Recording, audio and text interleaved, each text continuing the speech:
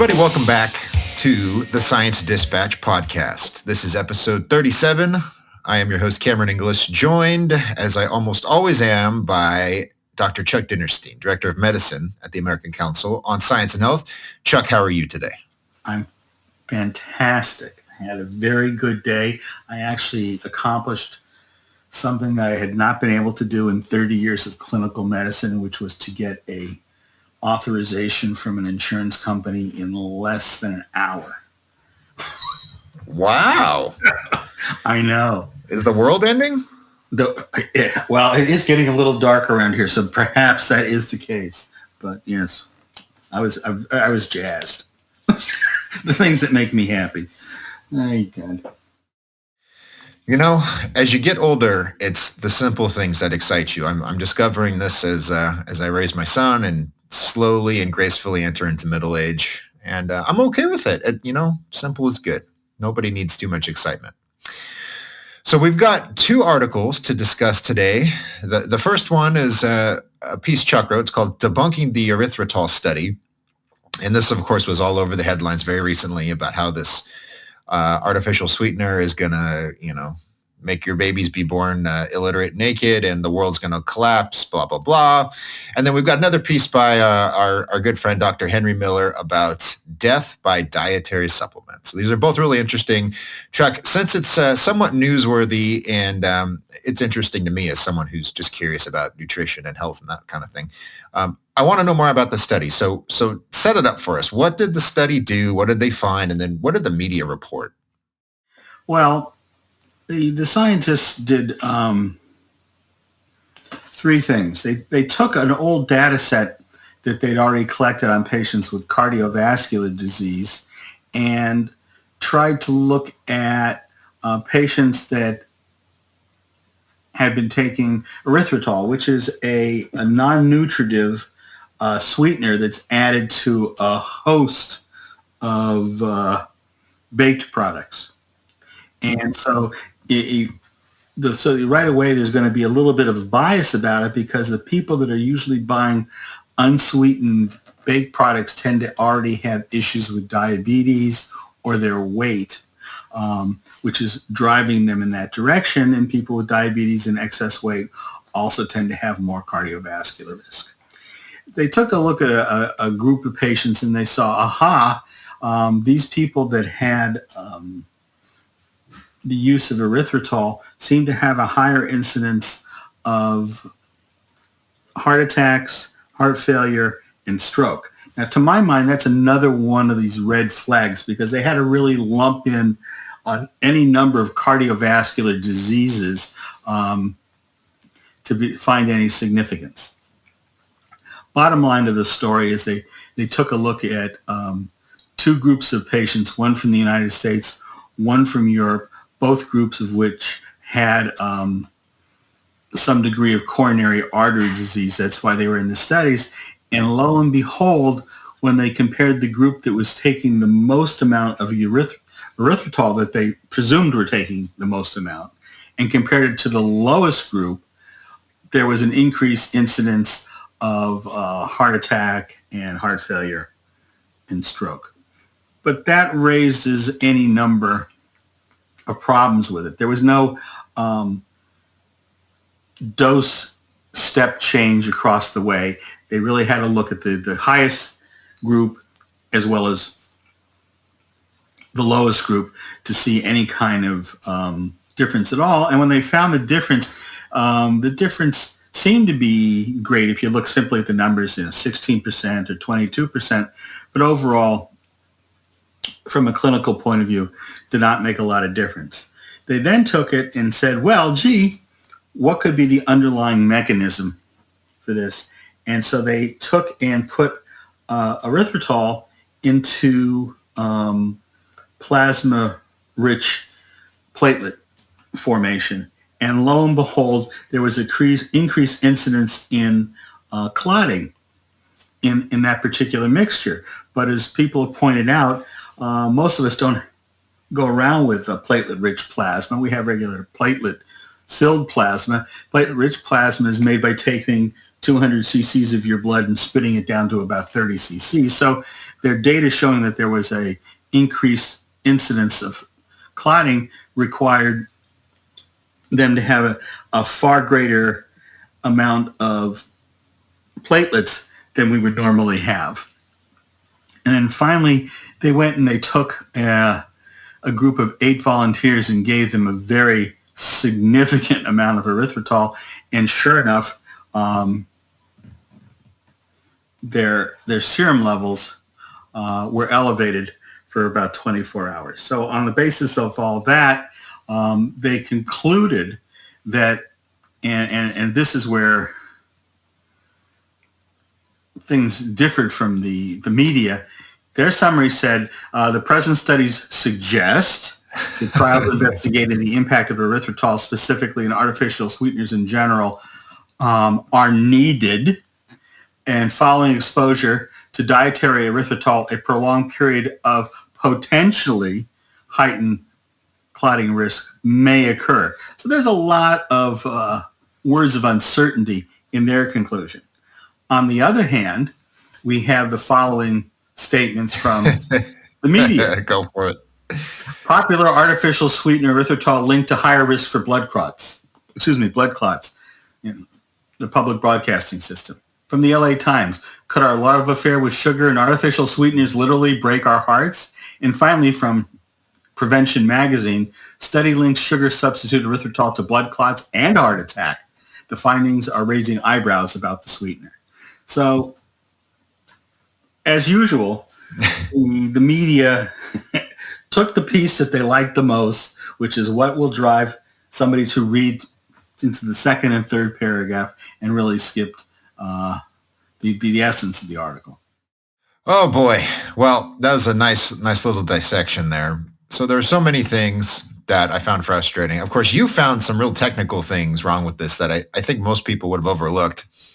And the one obvious thing to me is that if you have people who've had a stroke, they have heart disease, they have all of these sort of metabolic health issues, it's not surprising that you would find them consuming higher quantities of an artificial sweetener, right? I mean, that makes sense to me.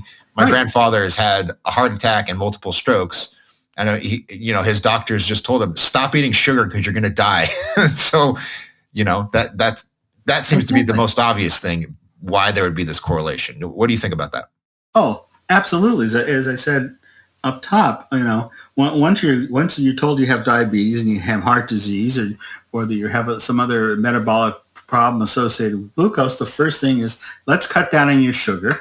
And you do, but everybody still likes the taste. So artificial sweeteners are a logical place to go. And erythritol, forgive me for saying this, is natural.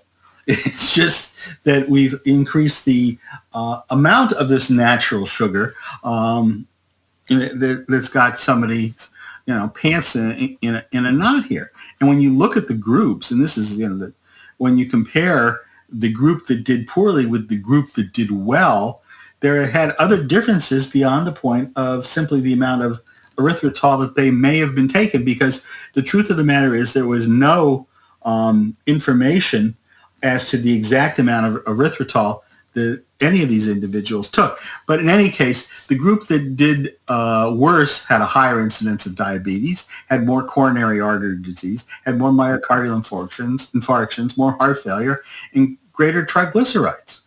So you're not even comparing wine sap to golden delicious apples. You're just some kind of apples and oranges situation going on. Now, interestingly, if you want to go cherry pick the data, the people in the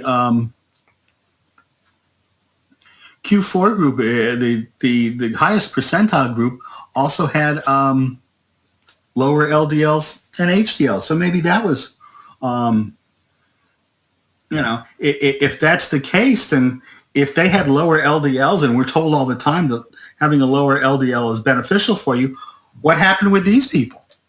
They had a lower LDL. How could they possibly get sick? And it's tough for me to posit it must be the erythritol. Yeah, just before we move on, it's just funny to me. It's like you could make this correlation between diabetes and insulin consumption. You'd be like, weird, all these people with type 2 diabetes take insulin. I mean, maybe insulin causes. Insulin obviously causes heart disease. Yeah, yeah, yeah. It's just so silly, that and it's like everybody knows this. The researchers know this before they do the study, even though they pad it with qualifications and academic gobbledygook to, make sure they can't be, blamed for exaggerating their findings. The media knows this because they have to misconstrue the findings in order to write their headlines. I don't know that I see. I don't know that they actually read the articles. I think that they just get a highlight or two and go with that, because there's Peter Attia, who writes his own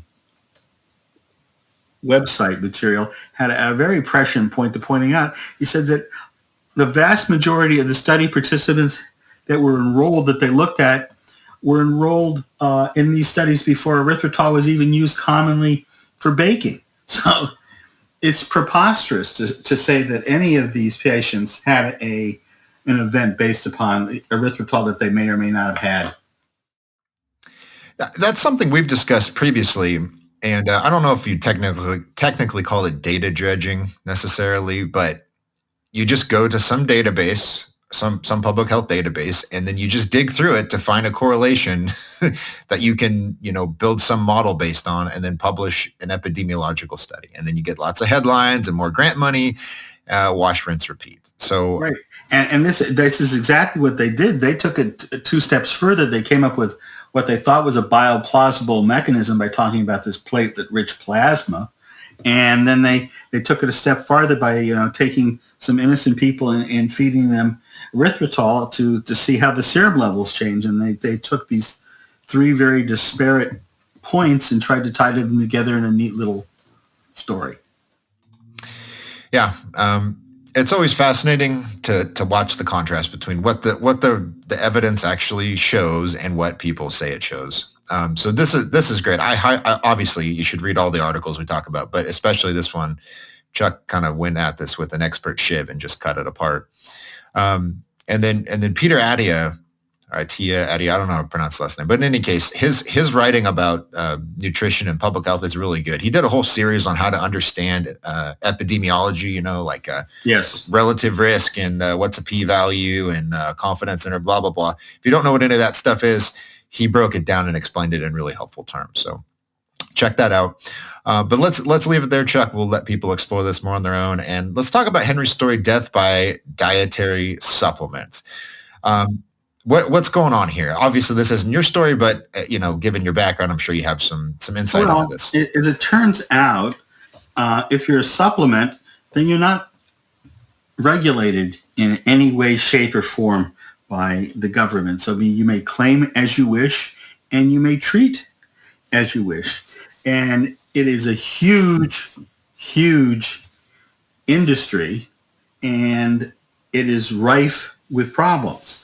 The problem begins with it couldn't hurt, which is not always the case. With water-soluble vitamins, you can take as many of them as you want. They really can't hurt you as long as you have normal kidney function. You'll simply enrich your urine and into the multivitamin level. But with, say, fat-soluble vitamins, ADEK, that situation is different, and you can overdose on these. They can be dangerous to you.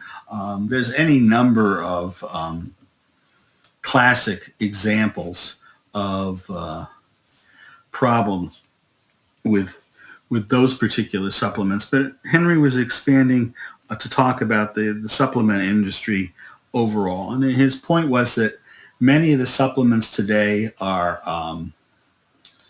derived from quote-unquote natural sources, which is all well and good, but deriving them requires various chemical processes, and chemicals can be left behind in the process of extracting out the supplements and nutrients. And some of these supplements or the contaminants that they have in them can cause health difficulties. And the difficulty with supplements is that there's no regulation over them. So there can be contaminants and there can be mislabeling without anyone having any kind of oversight about that. And the way that works is, and he gets talking about the classic law from 1994, the Dietary Supplement Health and Education Act, which, by the way, I would always say that whatever way they title these things, it usually means the exact opposite. But that they basically said that as long as you don't claim any therapeutic value, you may make other claims for the supplements, and they all tend to go with support. They support immune health, they support brain health, they support heart health, but those are very vague terms. Those are terms of art. There's no quantification to go along with them. So people hear them and they know that the FDA regulates things, and so they make an unwarranted assumption that somehow these things have been looked at and they provide the benefits that they claim. And that's usually not the case.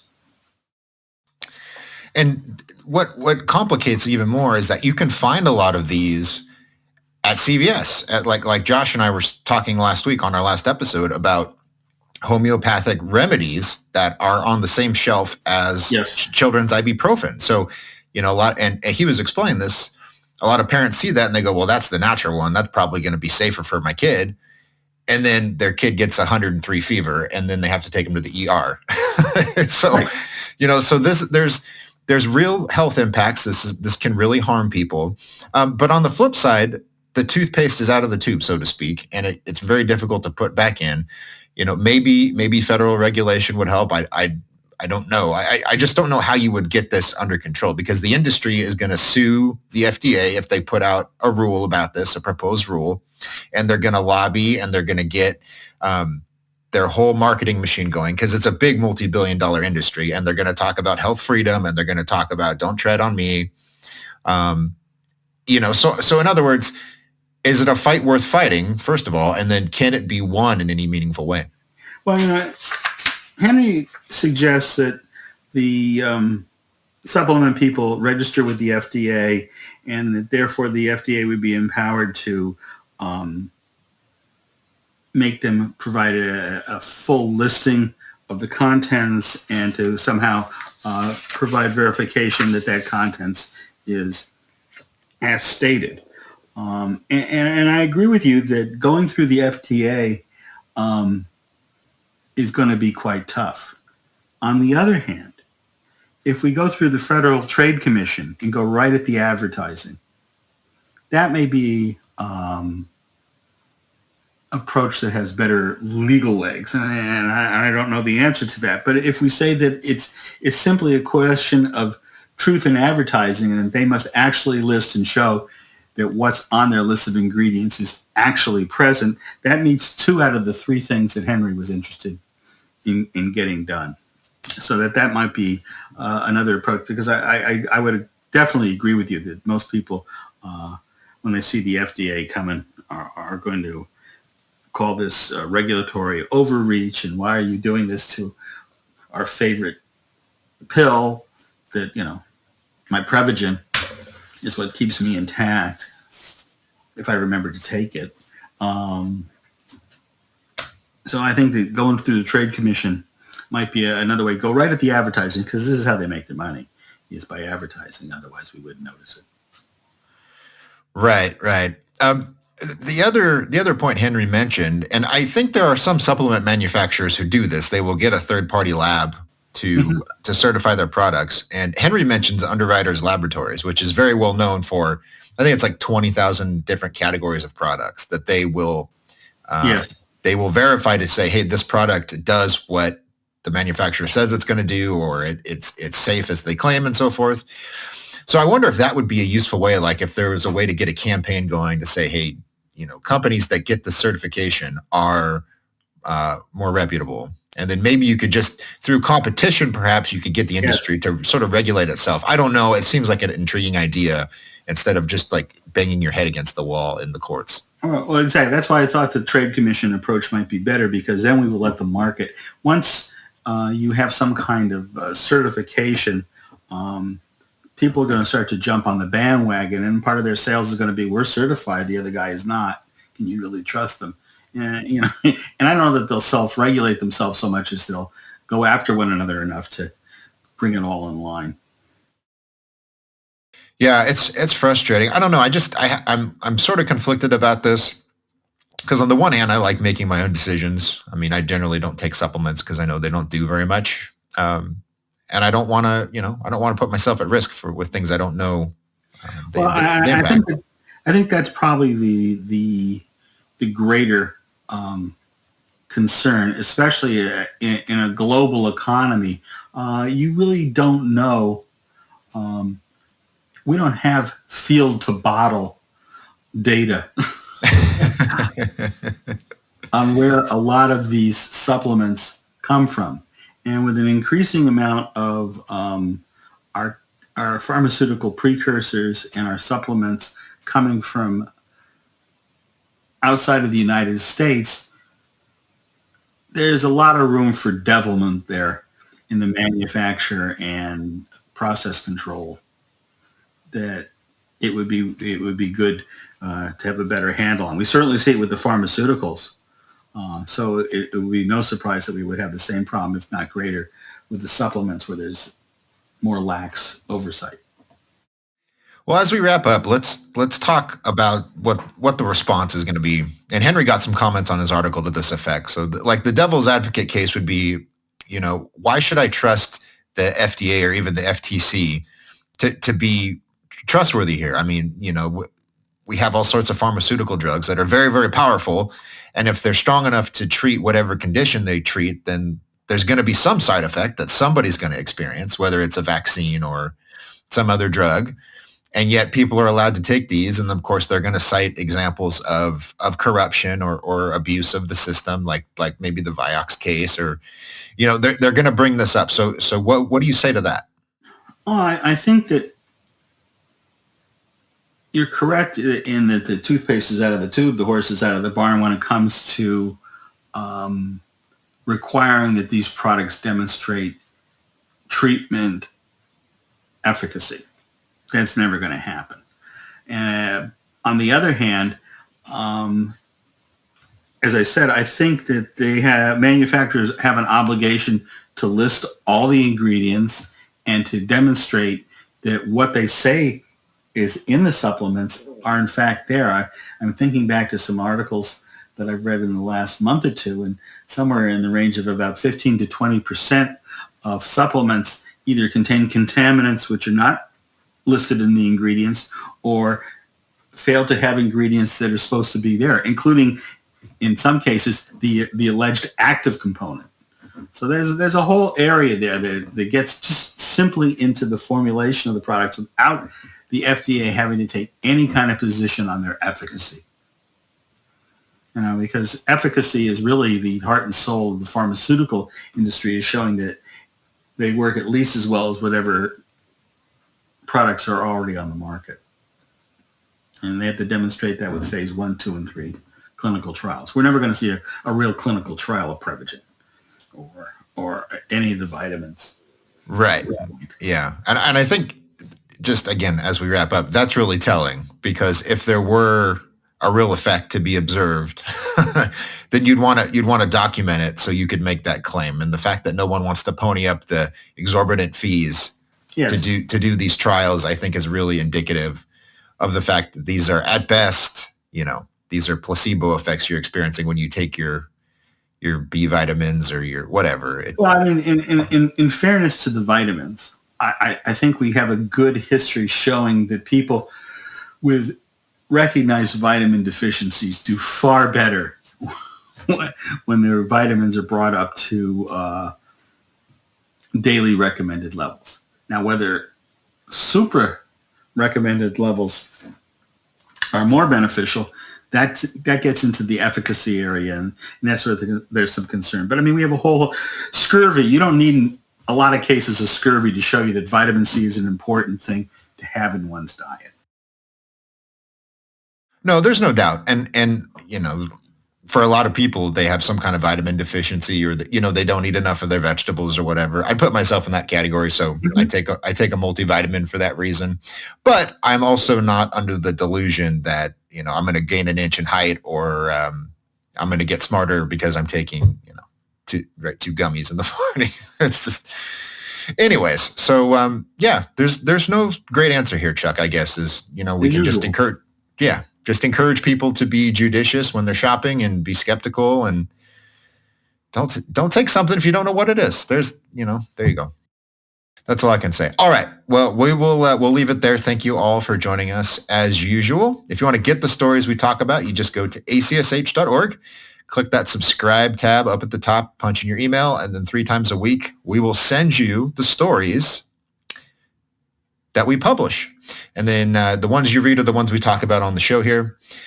So join us in learning some science, learning some health. It's always great to have more people every week. We will see you next time for episode 38.